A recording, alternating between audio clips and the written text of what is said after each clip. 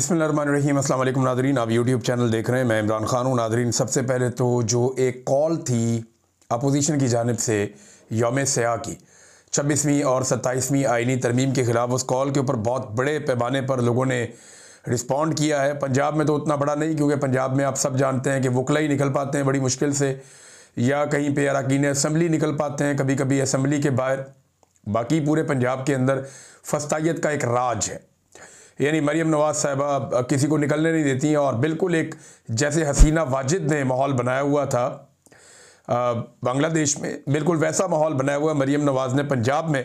और फस्तायत के साथ, जुल्म के साथ, जबर के साथ पुलिस को, वेपन्स को, डंडों को, गिरफ्तारियों को, हिरासत को, इन चीज़ों को इस्तेमाल करती हैं वो ख़वातीन के ख़िलाफ़ और उन लोगों के ख़िलाफ़ जो आवाज़ उठाना चाहते हैं जमहूरी अंदाज में।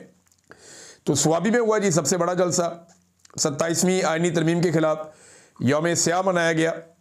और इसमें जो इम्पॉर्टेंट चीज़ें मैं आपके सामने रख देता हूँ। सबसे जो अहम खिताब था वो असद कैसर साहब का था। ये ज़िला भी उनका अपना है। तो उन्होंने कहा पाकिस्तान के आइन में जब भी कोई बड़ी तरमीम आती है तो बड़ी शख्सियात को फ़ायदा होता है। हुकूमत एस्टेब्लिशमेंट की पैरोकार बनी हुई है, क्योंकि उनको पता है कि वो आवाम के वोटों से तो मुंतखब हुए ही नहीं। IMF की रिपोर्ट में बताया गया कि इस वक्त पाकिस्तान का इंतज़ामी ढांचा बदतरीन हालत में है। हमारी हुकूमत में अफगानिस्तान के साथ 2 तरफा तजारत थी, अब 40 दिन से बंद है। हम जंग नहीं, अमन और रोज़गार चाहते हैं। यौम स्याह का मकसद ये है कि पाकिस्तान मुकम्मल तौर पर बादशाहत की तरफ चला गया है। असम्बली में अपोजिशन रहनुमाओं की तकारीर को सेंसर किया जा रहा है। हमने सोचा पीपल्स पार्टी में भुट्टो के जरासीम अभी तक बाकी होंगे, वो इसकी मुखालफत करेंगे, लेकिन वो भी इसके सामने लेट गए। हारा हुआ नवाज शरीफ हुकूमत में बैठकर कानून तब्दील कर रहा है। इमरान खान की रिहाई कोई मुश्किल नहीं, लेकिन हम खान के लिए इंसाफ चाहते हैं। ये मुल्क बनाना रिपब्लिक बना हुआ है, अदालतों के बाद इख्तियारात ही नहीं है। इस वक्त मुल्क में अमलन डंडे की हुकूमत है। मैं जजेस से कहता हूं कि आप इंसाफ के लिए खड़े हों, आप कानून और आइन की बालादस्ती के लिए खड़े हों। हम आपके साथ हैं, आप इंसाफ के लिए खड़े हों। जिन जजेस ने इस्तीफ़ा दिया, हम इनको खराज तहसीन पेश करते हैं। जितनी भी कानून साजी उन्होंने की है, हम सबको ख़त्म करेंगे। मीडिया पर पाबंदी की तमाम कानून साजी को भी हम ख़त्म करेंगे। ये जनाब PTI के और तहरीक तहफ़्फ़ुज़ आईन पाकिस्तान के एक तरह से मुतालबात और उनका आज़म मैंने आपके सामने रखा। इमरान खान साहब की बहनों पे टॉर्चर के हवाले से भी बहुत बड़े पैमाने पर एहतजाज हुए, और 26वीं 27वीं तरमीम के ख़िलाफ़ और इमरान खान की बहनों के ऊपर होने वाले टॉर्चर के ख़िलाफ़ आज जुम्मे के रोज़ जो है वो ज़िला खैबर में इकबाल अफरीदी, अब्दुल गनी अफरीदी ने बहुत बड़ी तादाद में आवाम के साथ मिलकर एक मुज़ाहरा किया। उसके अलावा जो है वो लाल किला में, फिर पेशावर सूरी पुल पे, फिर सक्खर में वकला ने एक बड़ा एहतजाज किया। मालाकंड में एक बड़ा इज्तिमा हुआ है, और तख्त बाई में भी एक बहुत बड़ा इज्तिमा देखने में आया। तो ये सारे लोग इकट्ठे हुए, लगभग 1 दर्जन के करीब अभी तक जगह जो मैंने देखी हैं वहाँ पे ये एहतजाज हुआ है 26वीं और 27वीं तरमीम के ख़िलाफ़। और साथ में ये भी एहतजाज किया गया कि इमरान खान साहब की बहनों के ऊपर जो बदतरीन तशद्दुद किया गया वो किसी तरह भी मुनासिब नहीं है। अच्छा, हुकूमत जो है वो इसके ऊपर अजीबो गरीब लेतोलाल से काम ले रही है। हुकूमती लोगों से जब पूछा कि इमरान खान की बहनों पर तशद्दुद, वो मानते ही नहीं है। अच्छा, कई हमारे सहाफ़ी भी ऐसे बेशरम हैं, वो भी ये कहते हैं जी कोई टॉर्चर नहीं हुआ। भाई वो सारी दुनिया देख रही है, और उनकी हालत देखें। इससे पहले कई दफ़ा वो बहनें वहाँ पे आई है, कई दफ़ा उन्हें गिरफ़्तार किया गया, कई दफ़ा उन्हें पकड़ के गाड़ियों में डाला गया, कई दफ़ा उन्हें ले जाके बहुत दूर दूर छोड़ कर आ गए। ये सारा कुछ उन्होंने बर्दाश्त किया है ना। कई मरतबा उन्होंने आंसू गैस बर्दाश्त की, बहुत दफ़ा धक्कम पेल भी हुई, वो भी उन्होंने बर्दाश्त की, उनके ऊपर अंडे फेंके गए, वो भी उन्होंने बर्दाश्त किया। लेकिन उन्होंने कभी तशद्दुद की शिकायत तो नहीं की। अगर पहली मरतबा उन्होंने तशद्दुद की शिकायत की है, और उसकी वीडियो बाकायदा मौजूद है कि वहाँ पे लोग बैठ के जिस तरीके से उनके हाथ मल रहे हैं। ये जो इमरान खान की बहन है नौरीन खानम, इनके हाथ पे चोट भी लगी हुई थी माजी में, और एक फ्रैक्चर था गालिबन, और वही उनकी चोट जो है वो दोबारा दुखी है। उनको बालों से पकड़ के घसीटा जा रहा है सड़क के ऊपर। किसी को ये कहने में अच्छा तो नहीं लगता। अब वो खुद अपने मुंह से बता रही हैं विक्टिम कि हमें इस तरीके से टॉर्चर किया गया। पहले जो है कुछ टाउट्स आए थे, उन्होंने आकर कहा जी ठीक है, ये हो जाता है टॉर्चर, कोई बात नहीं, ये पुलिस जब करती है एक्टिविटी तो फिर टॉर्चर हो जाता है। राणा सनाउल्लाह साहब ने भी ऐसी मिलती जुलती बात की कि ये इंतज़ामिया का इख्तियार है कि वो उठाएं आकर, उन्होंने अपना इख्तियार एक्सरसाइज किया है। लेकिन बाद में सारे मुकरना शुरू हो गए कि जी ऐसा वाकई कोई नहीं हुआ। और बीच में, और ये आइडिया कोई और नहीं देता, सियासतदानों को तो समझ ही नहीं है इसकी। ये हमारे अपने मीडिया इंडस्ट्री के बहुत सारे टाउट्स हैं जो बैठ जाते हैं टीवी के ऊपर और बैठकर कहते हैं जनाब ऐसा तो कुछ हुआ ही नहीं। ये जुल्म को नॉर्मलाइज करते हैं। जब इनके अपने ऊपर जुल्म होगा ना तब इन्हें पता चलेगा। नाज़रीन, अल्लाह ना करे किसी के ऊपर जुल्म हो, लेकिन ये दुनिया जो है ना, ये यहाँ मकाफात अमल है, आपको बहुत सारी चीज़ें भुगतनी पड़ेंगी। नाज़रीन, ये दूसरी एक और ख़बर, क्योंकि यहाँ पे जलसों में हर जगह पे तस्करा हो रहा है IMF की रिपोर्ट का, तो इस रिपोर्ट का एक हिस्सा मैं आपको पढ़ के सुनाता हूँ। यहाँ पे रिपोर्ट का एक हिस्सा कैसा है कि पाकिस्तान की जो GDP है उसका 6.5% करप्शन की नज़र हो जाता है।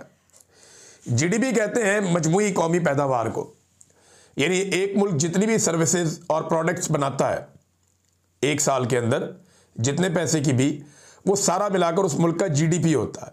ये उसका मुकम्मल हुजम होता है। मुल्कों में तो बहुत ज़्यादा, इंडिया को तो बेशुमार है, बहुत सारे मुल्क पाकिस्तान से आगे हैं, लेकिन पाकिस्तान का GDP जो है वो 2024 की रिपोर्ट के मुताबिक वो लगभग उसकी तादाद 373 अरब डॉलर बनती है। 373 अरब डॉलर का GDP है पाकिस्तान का टोटल 2024 का, जो साल पीछे ख़त्म हो गया। अच्छा, इसमें अगर 6.5% आप निकाल देना करप्शन का पैसा, तो वो 24.2 अरब डॉलर बनता है।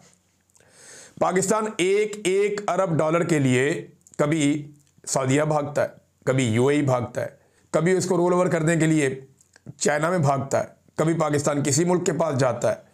IMF से 1.5 अरब डॉलर, 1.2 अरब डॉलर, 3 अरब डॉलर के लिए पाकिस्तान 6 महीने मुज़ाकरात, साल मुज़ाकरात करता रहता है। तो इससे बहुत ज़्यादा पैसे पाकिस्तान में करप्शन की नज़र हो जाते हैं, 24.2 अरब डॉलर। और ये कौन बता रहा है? ये बता रहा है जनाब IMF अपनी रिपोर्ट के अंदर कि ये तो पाकिस्तान में करप्शन हो रही है। आप सिर्फ करप्शन रोक लें तो आपको दुनिया से पैसा लेने की ज़रूरत नहीं पड़ेगी। और करप्शन पाकिस्तान के पूरे सरकारी निज़ाम का हिस्सा बन चुकी है। ये बात भी IMF ने बिल आखिर बता दी कि जनाब यहाँ पे करप्शन का इलाज कोई नहीं हुआ, पूरे के पूरे सिस्टम की जड़ों में करप्शन बैठ गई है और ये सारे ही करप्ट हो चुके हैं, ऊपर से लेकर नीचे तक, और माफियाज इस मुल्क को चला रहे हैं। वो मिसालें दे देकर उन्होंने बताया। अब जरा देखें रुपयों में कितने पैसे बनते हैं। 6,895 अरब रुपए। 1 अरब रुपया पता है कितना ज्यादा होता है? 100 करोड़ रुपए का 1 अरब होता है। 6,895 अरब रुपए की करप्शन होती है पाकिस्तान में एक साल में। GDP बढ़ेगा, ये करप्शन भी बढ़ेगी। तो नाज़रीन, अगर ऐसे ही पाकिस्तान में करप्शन चलती रही तो फिर पाकिस्तान का हल तो कोई नहीं है। आपको करप्शन रोकनी पड़ेगी, गवर्नेंस बेहतर करनी पड़ेगी, पाकिस्तानियों को एतमाद देना पड़ेगा, पाकिस्तान की अदलिया को आज़ाद करना पड़ेगा, पाकिस्तान के मीडिया को आज़ादी इज़हार राय देना पड़ेगा, पाकिस्तान के अवाम के मैंडेट का एहतराम करना पड़ेगा, और इदारे अपना अपना काम करें, और एस्टेब्लिशमेंट जो है, मिलिट्री एस्टेब्लिशमेंट, वो सिर्फ अपना काम करे, सियासतदानों को उनका काम करने दे। और फिर आप देखिएगा पाकिस्तान को कैसे चौथा गेयर लगता, बल्कि 5वां। पाकिस्तान को ऑटो गेयर लग जाएगा, पाकिस्तान बहुत तेजी से आगे बढ़ेगा। बहुत पोटेंशियल है इस मुल्क में। मैं कभी मायूस ही नहीं हुआ। आज लोग बहुत मायूस हैं, मुझे फोन करके कहते हैं हम पाकिस्तान से निकलना चाहते हैं, हम पाकिस्तान से अपना पैसा निकाल के जा रहे हैं, हम पाकिस्तान में काम ही नहीं करना चाहते, हम पाकिस्तान में अपनी फैक्ट्रियां बंद कर रहे हैं। याद रखिएगा, जब पाकिस्तान टेक ऑफ करेगा ना, तो यही सारी फैक्ट्रियां आपको कई गुना कीमत में खरीदनी पड़ेंगी। पाकिस्तान बहुत तेजी से बहुत आगे जाएगा, मुझे अल्लाह रब्बुल इज़्ज़त से बड़ी उम्मीद है। सिर्फ पाकिस्तान में ये चंद चीज़ें जो मैंने आपको बताया, रूल ऑफ लॉ आ जाए, मैंडेट का एहतराम किया जाए, आज़ादी इज़हार राय आ जाए, पाकिस्तान के अंदर एस्टेब्लिशमेंट पंगे लेना बंद कर दे, इंसानी हकूक़ की पाबंदियां बंद कर दी जाए, तो आप देखें पाकिस्तान कहां से कहां पहुंच जाएगा। अदलिया आज़ाद करके आप देखें, फिर देखें आप कैसे पाकिस्तान तरक्की करता। नाज़रीन, यहां पर 2 नंबरी होती है ना हर चीज़ के अंदर। अब मीनार पाकिस्तान में इजाज़त दी गई जमात इस्लामी को कि आए जनाब, आके आप कर ले अपना मुजाहरा। जमात इस्लामी को इजाज़त दे दी, तहरीक लब्बैक के बंदे मार दिए पकड़ के। चंद किलोमीटर दूर यहाँ से, यानी 20-25 किलोमीटर दूर होगा वो रास्ता मुरीद के, वहाँ पे तहरीक लब्बैक के बंदे मार दिए, वहाँ लाशें गिरा दी अमेरिका और इसराइल को दिखाने के लिए। और यहाँ मीनार पाकिस्तान में जमात इस्लामी को इजाज़त दे रहे हैं, और उधर मुल्तान के अंदर सेनेटर मुश्ताक बाकायदा बता कर जा रहे हैं, सबको पता है कि उन्होंने वहाँ पे कॉन्फ्रेंस करनी है, सिर्फ गजा कॉन्फ्रेंस, लेकिन उनके ऊपर छापे मारे जा रहे हैं। उनकी थोड़ी थोड़ी देर बाद वीडियो आ रही थी गाड़ी में से कि जी मेरी गाड़ी को घेर लिया है, यहाँ पुलिस चारों तरफ फैल गई है, यहाँ पे जनाब हर तरफ कर्फ्यू लगा दिया है, यहाँ पे हमें बात ही नहीं करने दी जा रही। फिर एक मस्जिद के अंदर उन्होंने जाके बातचीत की और वहाँ लोगों को बताया, बहुत बड़ी तादाद में लोग वहाँ पे मौजूद थे। लेकिन मुझे हैरत होती है कि ये हुकूमत चाहती क्या है और ये मामलात को लेकर किस तरफ जा रही है। यानी इसराइल और फ़लस्तीन के मामले में अब पाकिस्तान में कोई बात ही नहीं कर सकता। अगर आप इसराइल को तस्लीम करना चाहते हैं अगर आप अब्राहम अकॉर्ड का हिस्सा बनना चाहते हैं, अगर आप पसंद करते हैं वो करने को जो डोनाल्ड ट्रंप ने कहा, तो फिर तो आप जो मर्जी करें पाकिस्तान में। लेकिन अगर आप उसकी मुखालफत करेंगे तो फिर आपको सेनेटर मुश्ताक की तरह या पाकिस्तान तहरीक इंसाफ की तरह या जो तहरीक लब्बैक वालों के साथ किया गया इस तरह कुचल दिया जाएगा। वैसे मेरी इत्तला अभी भी यही है कि तहरीक लब्बैक को घेर घार के वहां ले जाया गया था, उनको ट्रैप किया गया था, और तहरीक लब्बैक की क़यादत आज नहीं तो कल नहीं तो परसों कभी ना कभी ये बात जरूर बताएगी कि उन्हें कैसे ट्रैप करके मुरीद के तक पहुंचाया गया, किस तरीके से उनके रास्ते बंद किए गए। क्योंकि मेरी जब इन लोगों से बात हुई थी टेलीफोन पे, जब ये लोग वहां फंसे हुए थे, मैंने उसमें से एक पीस आपको सुनवाया भी उनके शूरा के हेड का, तो उन्होंने मुझे बताया था कि हम बिल्कुल ट्रैप हो गए हैं, और जो जो चीज़ें उन्होंने मुझे बताई वो एग्जैक्टली उसी तरफ सारा मामला जा रहा है। नाज़रीन, आसिम मुनीर और इमरान खान का फ़र्क क्या है, इस पर पाकिस्तान तहरीक इंसाफ ने एक डॉक्यूमेंट जारी किया है, ये आप देखें। ये डॉक्यूमेंट जारी किया है, इसमें उन्होंने लिखा कि अल्लाह ने नून लीग और उसके हैंडलर्स का एक और झूठ और असल यहूदी लॉबी को बेनकाब कर दिया। ये पाकिस्तान तहरीक इंसाफ ने लिखा। जो पोस्टर इन्होंने जारी किया उसमें लिखा है, इमरान खान की उम्मत मुस्लिमा के लिए इज्जत और वकार के लिए बेमिसाल जिद्दोजहद, और उसके मुकाबले में आमराना हुकूमत का उम्मत मुस्लिमा के सीने में खंजर। यहाँ पे इमरान खान का अकेले का फोटो है, दूसरी तरफ आसिम मुनीर का बड़ा फोटो, उनके साथ आसिफ जरदारी, शहबाज शरीफ, मरियम नवाज और बिलावल का फोटो है। नवाज शरीफ का फोटो भी होना चाहिए था, ज्यादती की उनके साथ, मियाँ साहब ने बड़ी मेहनत की है सारे काम में। बहरहाल इसमें जनाब उन्होंने लिखा कि इमरान खान ने मुस्लिम ममालिक यानी मुस्लिम ममालिक यूनाइटेड नेशन में इस्लामोफोबिया के खिलाफ करारदाद मंजूर होने पर इमरान खान के मशकूर 16 मार्च 2022 यानी मुसलमान ममालिक इमरान खान के शुक्रिया अदा कर रहे हैं कि आपने इस्लामोफोबिया के खिलाफ करारदाद मंजूर करवाई और एक दिन भी रखा गया। जबकि अल अरेबिया की खबर यह आ रही है 18 नवंबर 2025 की, वो खबर यह कहती है कि सलामती कौंसिल में ट्रंप के गजा मंसूबे के हक में करारदाद मंजूर, पाकिस्तान की हमायत, यहूदी लॉबी कौन है, फैसला अवाम की अदालत में। ये जनाब पाकिस्तान तहरीक इंसाफ ने एक पोस्टर बनाया। अब इस तरह के पोस्टर बनाएंगे तो चीज़ें मजीद क्लियर होती जाएंगी, अवाम को वैसे ही आइडिया है कौन कहाँ खड़ा है। इससे पहले इमरान खान के दौर में कभी भी इसराइल के खिलाफ बात करना पाकिस्तान के अंदर कोई जुर्म नहीं था, फ़लस्तीन के हक में मुजाहरा करना पाकिस्तान के अंदर कोई जुर्म नहीं था। लेकिन जब से आसिम मुनीर साहब की हुकूमत आई तब से लेकर अब तक ये सिलसिला जो है वो वन साइडेड चल रहा है। अच्छा, आपको हैरत होगी मैं ये क्यों कहता हूँ कि शहबाज शरीफ की हुकूमत आई, आसिम मुनीर की क्यों कहता हूँ? देखिए, शहबाज शरीफ की हुकूमत है ही नहीं। ये इमरान खान और जनरल बाजवा जब इक़्तिदार में थे तो इसी बात की लड़ाई थी कि इक़्तिदार इमरान खान का है या जनरल बाजवा का है, और यही लड़ाई जो है वो हुकूमत के खात्मे का सबब बन गई।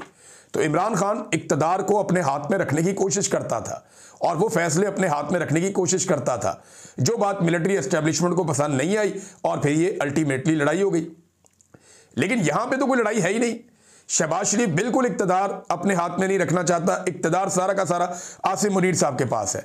और नाज़रीन, 2 नंबरी पाकिस्तान में क्या हो रही है ये जरा आप दोहरा मेयार चेक करें कि जो सुहेल अफरीदी है उसको नोटिस भिजवा दिया कि जनाब आ जाए, आपने तकरीर क्यों की है। हालांकि वो हल्के में भी नहीं गया, हल्के के बाहर था जहां पे ज़िमनी इलेक्शन हो रहा है, और उसने सिर्फ वार्न किया कि कोई धांधली नहीं करेगा, कोई 2 नंबरी नहीं करेगा इंतजामिया में। तो इसमें जनाब अब नून लीग वालों ने क्या किया, हुकूमत ने क्या किया, ज़रा ये चंद आपको मैं चीज़ें बता देता हूँ। एक तो तलाल चौधरी, अवैस लगारी, राणा सनाउल्लाह, ये सारे मिलकर कंपेन कर रहे हैं अपने अपने हलकों में, अपने अपने रिश्तेदारों की दबाकर कंपेन कर रहे हैं। हालांकि इनके मुकाबले में पाकिस्तान तहरीक इंसाफ का उम्मीदवार ही नहीं है। तहरीक इंसाफ ने अपना उम्मीदवार इनके मुकाबले में खड़ा ही नहीं किया कि ठीक है जाओ कल ही जित लो, क्योंकि यहाँ तो इन्होंने 2 नंबरी करनी है, फ्रॉड करना है। और ये जो फौजी अदालतों वाली 2 नंबरी की गई है और 9 में जो सजाएं दी गई हैं उनको तो इमरान खान साहब मानते ही नहीं है। लिहाजा यहाँ पे उन्होंने वैसे भी फस्तायत, जुल्म और जबर, इलेक्शन तो होता ही नहीं पंजाब में, तो उन्होंने अपने बंदे नहीं खड़े किए, सवाए एक लाहौर की सीट है जहां पे उनका बंदा खड़ा है। तो यहां पे सारे मिलकर कंपेन कर रहे हैं, इनको कोई नोटिस नहीं दे रहा इलेक्शन कमीशन ऑफ पाकिस्तान। वजीर आला ने कंपेन भी नहीं की, उसको नोटिस भी दे दिया कि जनाब धमकी लगाई है आपने। और जावेद अब्बासी साहब ने तो वर्दी के साथ साथ चमड़ी उतारने की भी धमकी लगा दी अफसरान को कि वर्दी नहीं उतारेंगे, चमड़ी भी उतार देंगे। अब उनको अभी तक इलेक्शन कमीशन ऑफ पाकिस्तान ने किसी किस्म का नोटिस नहीं दिया। ये नादरीन पाकिस्तान में 2 नंबरी चल रही है, और अब से नहीं लंबे अरसे से चल रही है। नादरीन, फजलुर रहमान साहब, क्या अपोजिशन इत्तेहाद का उन्हें सरबराह बनाया जा सकता है? ये कल भी मैंने सवाल उठाया था। देखिए, इसके ऊपर गुफ्तगू हो रही है। अब तो बहुत ताखीर हो गई, अब तो फील्ड मार्शल बन गए आसिम मुनीर साहब, 26वीं और 27वीं आईनी तरमीम भी हो गई, मखसूस नशिस्तों का माले गनीमत भी चला गया। तो फजलुर रहमान साहब को अब अगर बनाया भी गया तो उसका क्या फ़ायदा है, वैसे भी वो एस्टेब्लिशमेंट के बहुत करीबी हैं। लेकिन अगर फजलुर रहमान को अपने साथ शामिल कर लें तो ये एक पॉलिटिकल फोर्स ज़रूर शामिल हो जाएगी पाकिस्तान तहरीक इंसाफ के साथ या तहरीक तहफ़्फ़ुज़ आईन पाकिस्तान के साथ, जिसके नतीजे में पाकिस्तान नए इलेक्शन की तरफ जा सकता है। लेकिन अगर पाकिस्तान नए इलेक्शन की तरफ जाता है तो फजलुर रहमान को क्या मिलेगा? फजलुर रहमान साहब को जितनी सीटें पहले मिली हैं इतनी भी नहीं मिलेगी, जो मेरा अंदाज़ा है। फजलुर रहमान साहब को उसके लिए अपने आप को मजबूत करना पड़ेगा, मजबूती से खड़ा करना पड़ेगा, अपना सियासी कद बड़ा करना पड़ेगा। जो उन्होंने बहुत ज़्यादा नुकसान अपने आप को सियासी नुक्ता नज़र से पहुंचाया, उनको अपने आप को ठीक करना पड़ेगा। और क्या वो कर पाएंगे? इस अपोजिशन इत्तेहाद में आकर अगर वो मेहनत करते हैं और सच्चे दिल से अवामी राय के लिए निकलते हैं और जिद्दोजहद करते हैं 26वीं 27वीं आईनी तरमीम के खिलाफ, तो फिर शायद फजलुर रहमान साहब की बात बने, अदरवाइज मुश्किल है। ख्वाजा आसिफ साहब का मैं एक इंटरव्यू सुन रहा था, मंसूर अली खान साहब ये इंटरव्यू ले रहे थे। मैंने इसके इंटरव्यू तो पूरा नहीं सुना, मैंने इसके कुछ क्लिप सुने हैं। मंसूर अली खान साहब ने अच्छा इंटरव्यू किया, लेकिन उसमें ख्वाजा साहब ने दो बड़ी अजीब किस्म की बातें की हैं। एक, उन्होंने कहा जी जजों के मामले में जो इस्लामाबाद हाई कोर्ट के 5 जज हैं उन पर वो साफ मुकर के गए थे, वो खुदा की कसम खा ली उन्होंने खुदा की कसम खा ली कि मैं जानता ही नहीं है मामला। हालांकि यही वो जज हैं जिनकी वजह से 27वीं आईनी तरमीम के अंदर ये हिस्सा रखा गया है कि जजों को उनकी मर्जी के खिलाफ भी ट्रांसफ़र किया जा सकेगा दूसरी अदालतों में। अंदाज़ा करें, ये रखा ही इन जजों की वजह से गया और ख्वाजा साहब मुकर गए कि मुझे पता ही नहीं। ये कैसे हो सकता है कि ना पता हो? पाकिस्तान का बच्चा बच्चा जानता और ख्वाजा आसिफ नहीं जानता कि ये वो जज हैं, 4-5 बड़े जज, जिनकी वजह से ये वाला कानून रखा गया कि इस्लामाबाद हाई कोर्ट को मुकम्मल तौर पे कंट्रोल में लाया जाए। दूसरी एक और उन्होंने गलत बयानी कर दी। उन्होंने कहा जी नवाज शरीफ से जेल में मुलाकातों पर, उन्होंने कहा कोई मुलाकातें नहीं होती थी, बहुत थोड़ी मुलाकातें होती थी। हालांकि मैंने एवरेज निकाल कर आपको बताया था कि 20 मुलाकातें एटलीस्ट रोज़ाना की बुनियाद पर नवाज शरीफ साहब की जेल के अंदर होती थी। 20 से 22 मुलाकातें पर डे नवाज शरीफ साहब जेल के अंदर करते रहे हैं। और ये मैं जेल का बता रहा हूँ, कोट लखपत जेल लाहौर का डाटा। और जिस तरह के खाने घर से जाते थे, जिस तरह घर वाले जाते थे, जिस तरह मुलाजिम जाते थे, जिस तरह फिजियोथेरेपिस्ट जाते थे, जिस तरीके से बाहर से डॉक्टर अंदर जाते थे और इनके साथ सारा सारा दिन गुजारते थे, वो तो माहौल ही और था। जो सहाफ़ी जाकर मिलते थे उनसे पूछे ना, 15-15, 18-18 सहाफ़ियों का गोल मेज कॉन्फ्रेंस होता था और पूरी पॉलिटिकल बातचीत होती थी। जबकि ख्वाजा आसिफ कह रहे हैं कि नवाज शरीफ साहब से तो हम सियासी बातचीत नहीं करते थे। तो और मियाँ साहब के साथ आप वहाँ लूडो खेलने जाते थे, या मियाँ साहब के साथ आप वहाँ कोई फड़न फड़ाई खेलने जाते थे, छुपन छुपाई खेलने जाते थे? भाई मियाँ साहब ने आपके साथ बैठ के पॉलिटिकल बातचीत ही करनी है। 3 दफ़ा का पाकिस्तान का वज़ीर आज़म है, उसने वहाँ पे बैठ के आपको लतीफ़े तो नहीं सुनाने ख्वाजा साहब। तो ये और अगर उन्होंने सियासी बात नहीं करनी तो फिर तौबा, ऐसा लीडर कौम को नहीं चाहिए जो 3 दफ़ा वज़ीर आज़म भी रहा हो और जब जेल में बंद हो तो वो लोगों को बुला के इधर उधर की बातें करे या मूड अच्छा करने के लिए बातें करे और वो कोई सियासी बात ना करे। फिर तो उसके जेल काटने का भी फ़ायदा कोई नहीं है, फिर तो जेल से भाग जाना, वो जिस तरह मियाँ साहब निकल कर गए वही फिर उनका दुरुस्त फैसला था। नादरीन, एक और चीज़ है और ये बड़ी अजीब चीज़ है, मैं ज़्यादा से ज़्यादा आपके साथ शेयर करूं। भारत को ना थोड़ा इसके बारे में सोचना पड़ेगा।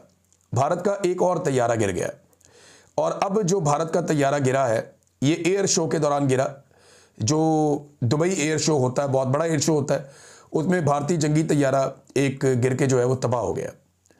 और ये तेजस तैयारा है भारत का, अच्छा तैयारा, इतना बुरा नहीं है, लेकिन उनका पायलट भी हलाक हो गया भारत का और आलमी सतह पे भारत को फिर रुसवाई का सामना करना पड़ा। दुनिया भर के पायलट बताते हैं तैयारे ऐसे उड़ते हैं, इंडियन पायलट बता रहे हैं काफ़ी अरसे से तैयारे ऐसे गिरते हैं। ये 2018-19 में ये सिलसिला शुरू हुआ था, भारत के तैयारे गिरना शुरू हुए थे और फिर एक मरतबा पाकिस्तानी फ़िज़ाइया ने 2 तैयारे गिरा दिए और उसके बाद फिर दोबारा 5-6 तैयारे गिरा दिए और अब वो डोनाल्ड ट्रंप ने 8 तक पहुंचा दिए हैं। एक तैयारा ये भी गिर गया। पूरी दुनिया को पायलट ये बताते हैं कि जनाब तैयारे उड़ते कैसे हैं, भारतीय पायलट जो हैं वो ये बताते हैं कि तैयारे गिरते कैसे हैं।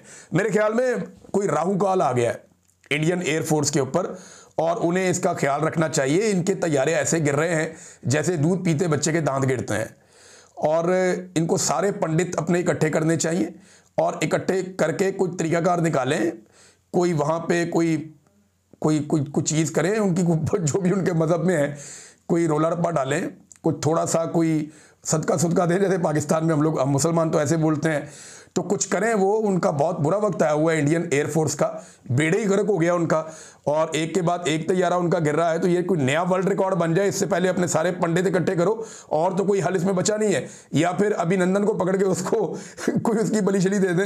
ये मैं अजरा मजाक बात कर रहा हूं, लेकिन अभिनंदन से ये सिलसिला जो है वो शुरू हुआ, और उसके बाद अभिनंदन ने ऐसे चक्कर लगाए हैं भारतीय एयरफोर्स के और मुख्तलिफ दफातर के, जैसे वो बहुत बड़ा हीरो है, और सारे उससे मुतासर होके अब तैयारे गिरने के मिशन पे लग गए कि अगर तैयारा गिराने पे इतनी इज्जत मिलती है जितनी अभिनंदन को मिली है, तो अब सारे ही अपना अपना तैयारा ऐसा लगता है गिराने के चक्कर में है। भारत को इस पर सोचना चाहिए। अब तक के लिए इतनी, अपना ख्याल रखिएगा, अपने चैनल का भी। अल्लाह हाफ़िज़।